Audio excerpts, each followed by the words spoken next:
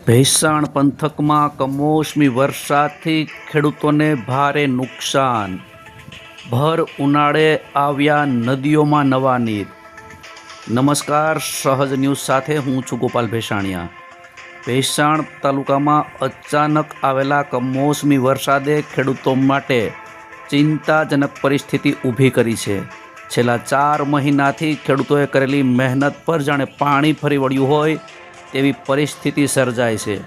મળતી માહિતી મુજબ ગાજવીજ સાથે પડેલા ભારે વરસાદ અને કરાના કારણે વિસ્તારમાં નદી નાળા વહેવા લાગ્યા છે, જેના પરિણામે ખેતરોમાં ઊભેલા પાકમાં પાણી ભરાઈ જતા પાકને મોટા પાયે નુકસાન થયાના સમાચાર સામે આવી રહ્યા છે। આજે ભેસાણ પંથકમાં ભારે પવન સાથે વરસાદી છાંટા શરૂ થયા હતા અને સમગ્ર દિવસ દરમિયાન વાદળછાયું વાતાવરણ યથાવત રહ્યું હતું।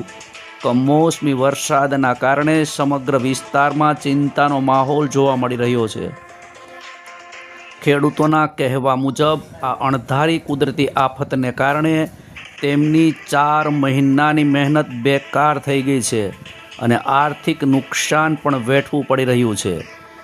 જગતનો તાત કહેવાતા ખેડૂત કુદરતી આફતની સામે આજે લાચાર બની ગયો છે। હાલમાં ખેતરોમાં ઘઉં, ચણા, ધાણા સહિતના અન્ય પાકો તૈયાર હાલતમાં ઊભા છે, ત્યારે આ વરસાદથી પાકને વધુ નુકસાન થવાની ભીતિ સેવાઈ રહી છે। ખેડૂતોનું માનવું છે કે જો આવું વાતાવરણ યથાવત રહેશે તો 4 મહિનાની મહેનતનો પાક સંપૂર્ણ બગડી જશે।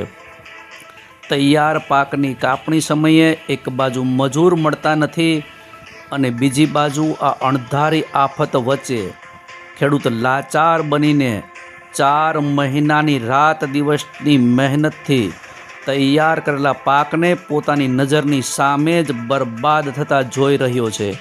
બ્યુરો રિપોર્ટ, સહજ ન્યૂઝ, ભેસાણ।